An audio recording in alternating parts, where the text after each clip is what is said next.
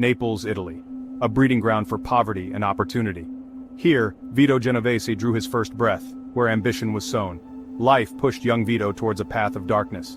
He found his calling in the underworld, where ruthlessness ruled. America beckoned, and Genovese answered, arriving in New York City. He rose through the ranks, catching the eye of Charles Lucky Luciano. Under Luciano's tutelage, Genovese flourished. He craved control of the entire Luciano crime family. New York City in the 1930s. The streets throbbed with a nervous energy, the air thick with the scent of bootleg liquor and the unspoken threat of violence. It was a time when men like Vito Genovese thrived, their ruthlessness a currency more valuable than gold. Genovese was a force of nature, a man who commanded respect through fear and intimidation. His cold, calculating eyes saw opportunity where others saw only risk. He built a loyal following, drawing men to his side with promises of wealth and power. His brutality was legendary. He ran his operations with an iron fist, eliminating rivals and dissenters with chilling efficiency. Stories of his ruthlessness spread through the underworld, cementing his reputation as a man not to be trifled with. Genovese's rise was swift and brutal. He orchestrated elaborate heists, controlled lucrative gambling rings and dipped his fingers into the burgeoning drug trade. He was a master manipulator, playing his enemies against each other, always staying one step ahead. With each successful operation, Genovese's power grew, and with it, his ambition. He had tasted power, and he craved more. He set his sights on the top, on the throne occupied by his mentor, Lucky Luciano.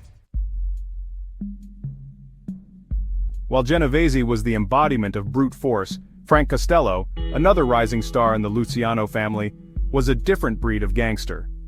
He was known as the Prime Minister, a nickname that spoke volumes about his approach to organized crime. Costello preferred diplomacy and political maneuvering over outright violence. He understood the power of influence, cultivating relationships with judges, politicians, and businessmen. His connections were vast, reaching the highest echelons of New York City's elite. Costello recognized the changing landscape of the underworld. Prohibition was over, and with it, the era of bloody gang wars. He believed that the future of the Mafia lay in legitimate businesses, in infiltrating unions, and in manipulating the stock market. His vision for the Luciano family clashed with Genovese's old-world mentality.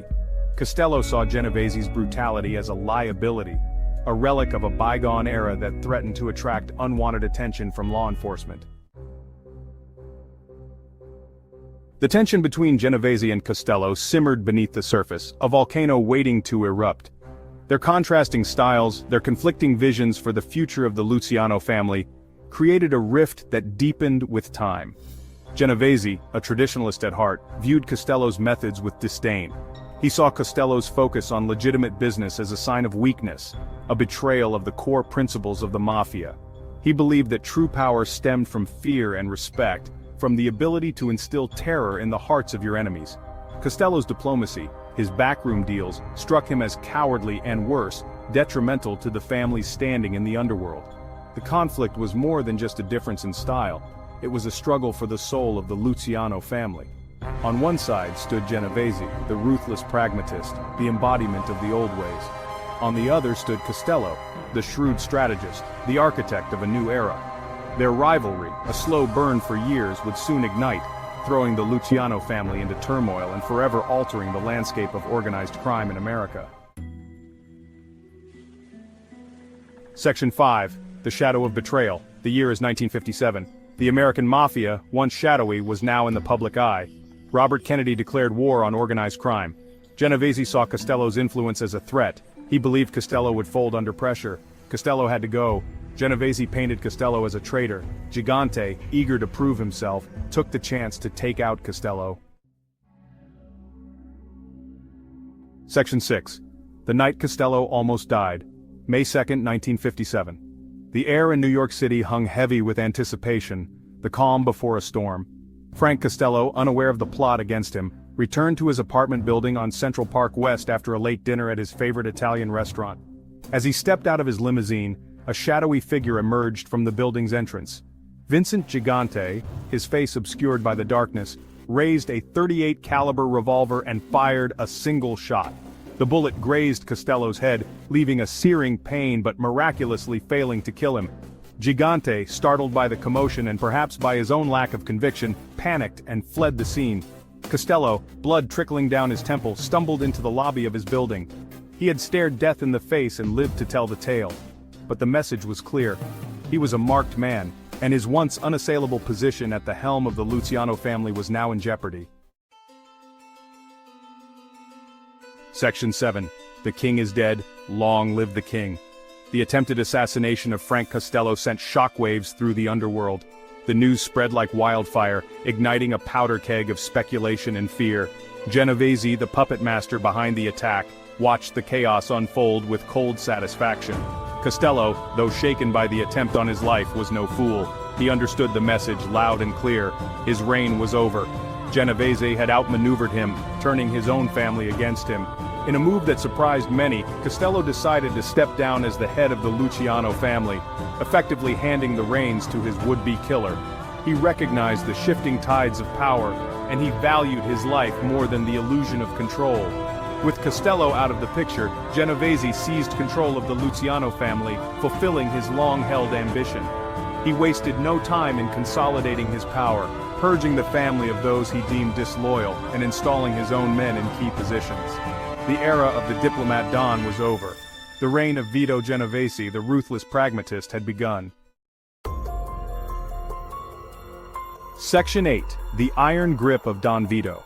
Vito Genovese, now the undisputed leader of what would soon be known as the Genovese crime family, ruled with an iron fist. He demanded absolute loyalty from his soldiers and instilled fear in those who dared to question his authority. He expanded the family's operations, solidifying their control over unions, infiltrating legitimate businesses, and immersing themselves deeper into the lucrative world of drug trafficking. Genovese's reach extended far and wide. His influence felt from the bustling docks of New York Harbor to the back rooms of Las Vegas casinos. He enforced the traditional code of silence, the omerta, with brutal efficiency. Informants and traitors were dealt with swiftly and ruthlessly, their fates serving as a grim reminder of the consequences of betrayal. Genovese's reign was a time of both prosperity and paranoia. The Genovese family amassed immense wealth, but the shadow of suspicion and fear loomed large over every operation. Section 9. Paranoia and hubris, the seeds of destruction. Power, like a double-edged sword, can be both intoxicating and blinding. Vito Genovese, once a shrewd and calculating gangster, fell victim to his own success. Paranoia, the insidious companion of power, began to warp his judgment. He saw enemies everywhere, in the shadows, in the whispers of his capos, even in the silence of his most trusted advisors. He became increasingly isolated, surrounding himself with sycophants who told him what he wanted to hear, not what he needed to know. Genovese's hubris knew no bounds. He believed himself to be untouchable, a law unto himself. He flaunted his wealth, his power, his disdain for authority. He had climbed to the top of the criminal underworld, and he seemed determined to savor every moment. Consequences be damned. His arrogance proved to be his undoing. The more power he accumulated, the more enemies he created. He alienated his allies, betrayed his confidants, and underestimated the tenacity of his adversaries, both within the Mafia and in the halls of law enforcement.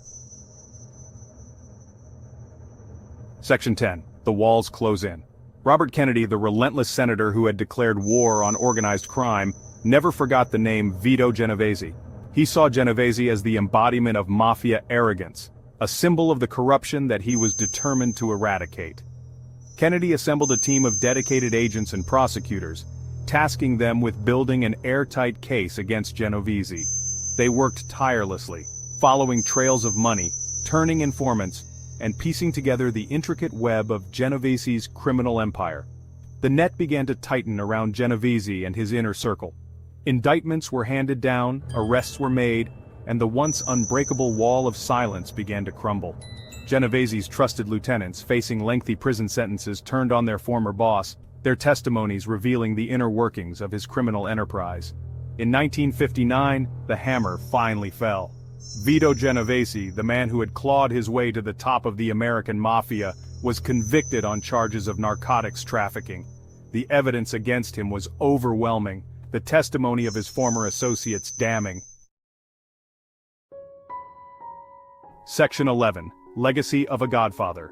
Vito Genovese's downfall sent shockwaves through the underworld. His conviction sent a clear message. No one, not even the most feared mob boss, was above the law. His empire crumbled around him. Sentenced to 15 years, Genovese died behind bars in 1969. His death marked the end of an era in the American Mafia. Genovese's legacy is complex. He rose to power, only to be undone by paranoia and hubris. He left a trail of violence and corruption, yet he shaped the American Mafia's structure and code. His story remains a cautionary tale of ambition and power,